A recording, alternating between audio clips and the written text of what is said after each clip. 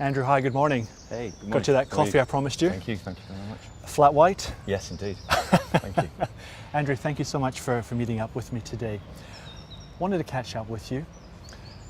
MiFID II, MiFIR, lots of financial services firms are doing a tremendous amount of work preparing for it. It's now starting a year later. MiFID is trying to make markets more competitive. To do that, it's trying to promote two things: interoperability and access. Have I got that right? You're right with one of the first statements there, that MiFID II and MiFIR are very far-reaching, and they come with a number of features or a number of intents, should we say, to promote orderly, fair markets, promote support and protection for consumers, promote transparency and therefore good risk management. But actually, you're absolutely right. Within MiFID II and MiFIR, and specifically within MiFIR, there are aspects which are trying to promote competition. And the areas that you're hinting towards are the open access provisions within MiFIR. Interoperability actually, interestingly, comes in under the European Markets Infrastructure Regulation because it's been specifically targeted at the risk management framework of clearinghouses. But together they operate to deliver more competition around clearing, specifically interoperability, and access. And access is delivered through two areas. It's access into exchanges, trading venues, by a clearinghouse, and access into clearinghouses by exchanges and trading venues. And I think it's safe to say that you can have open access, but you don't necessarily need to have interoperability, and hence interoperability is in EMIR. But really, you couldn't have. It makes no sense to have an interoperable structure without having access. Okay, so practically, what does interoperability mean? What is it actually trying to achieve? So interoperability is a legal framework of risk management between clearinghouses, or CCPs more accurately. So the framework of interoperability basically is essentially meaning that the clearinghouses risk manage each other. So at the end of the day, a clearinghouse, rather like it does with its clients, will call margin on the other clearinghouse for the exposures that it has against the other clearinghouse. So presumably this is being done to increase competition and presumably to maximize choice and bring down cost. Have we seen that in the marketplace? Oh, undoubtedly. And let's just say, I mean, this is specifically a framework that is in place right now for cash equities. And there are three interoperating CCPs. Those three interoperating CCPs formally started providing interoperable services around 2012. But actually, when those interoperating CCPs, even before the framework came into place, were competing, which is probably from around about 2009, we've seen somewhere near 80 or 90% price compression take place with clearing tariffs. So that's down from what 9-10 cents down to 1-2 cents? Absolutely. And actually what you'll find is with some of the big clearing members where they're getting volume discounts, they're operating at sub-cent tariffs, sub-cent per side or unit tariffs. Well, just on that, if the price has come down, are we actually seeing upticks in volume? That's a very good point.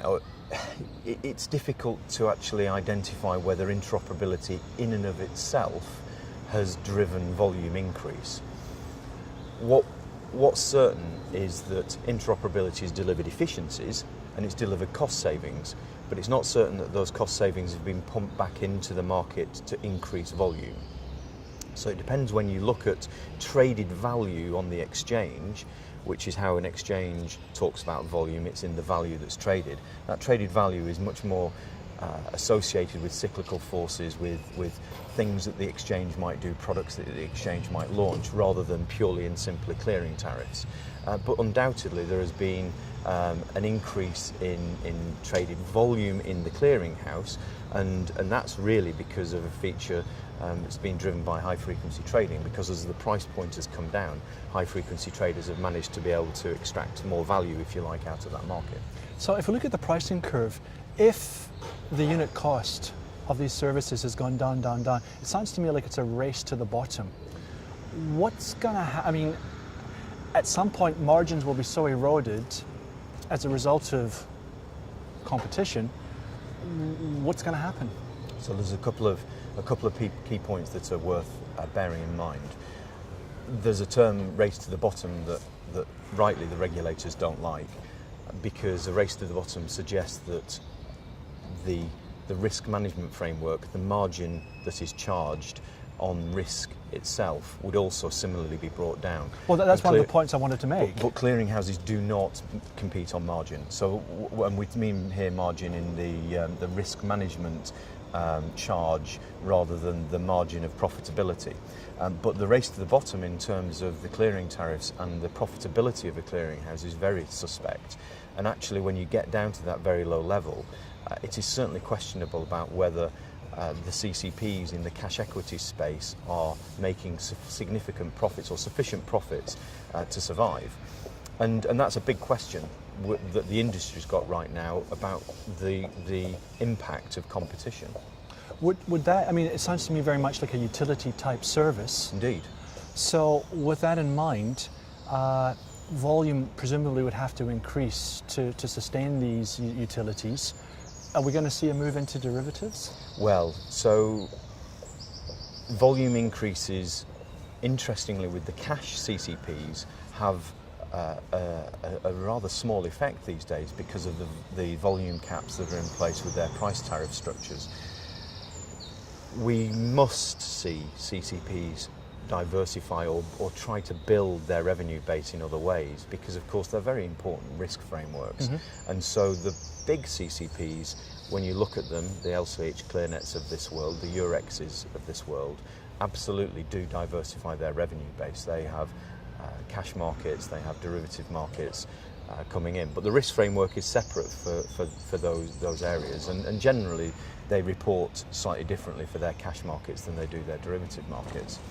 So it's specifically cash markets that has been the focus around interoperability. Will we see interoperability extended to derivatives?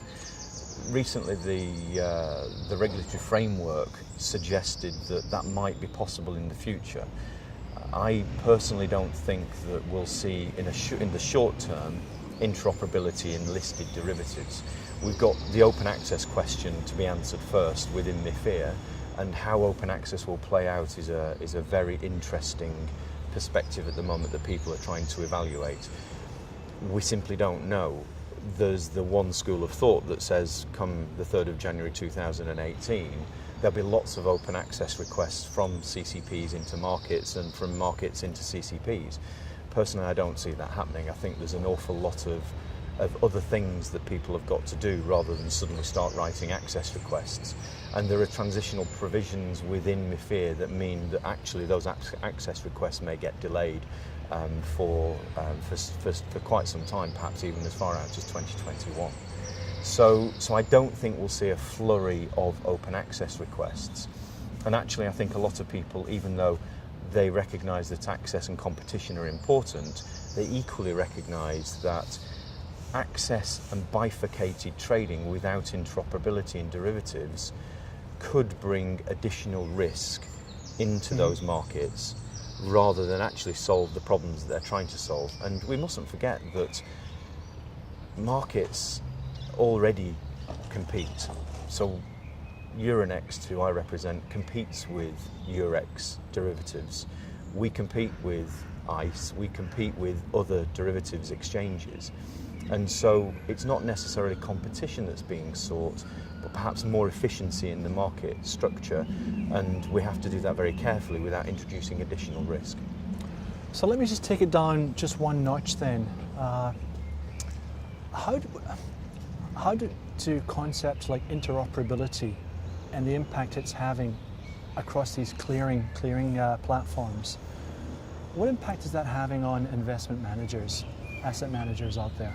Well, hopefully, we consider that asset managers get a much more efficient market structure, so they can have a single relationship ultimately with one prime broker or one clearing bank, because that clearing bank can have a single relationship with one clearinghouse that can get access to all of the cash equities markets that it needs to get access to, and therefore it reduces the frictional costs of trading and ultimately, hopefully, the overall cost of trading. However, that said, there isn't a one-to-one relationship between the decrease in per unit cost at the clearinghouse flowing through to a direct decrease in trading costs or post-trade costs for the asset manager, because there are other features within the infrastructure that need to be charged for: cost of capital through margin, the research, analytics and other credit lines that might be charged by the clearing bank or the prime broker. So there's other features in there that will be charged for. But it's undoubted that the competition that's been brought about because of interoperability has seen a massive reduction in overall cost. So surely more choice at a lower price with a quicker velocity, Yep. bringing more liquidity has to be a good thing. I would think so, yeah. I would Andrew, certainly support that. Thank you for your time. No worries, thank Good you. to see you again.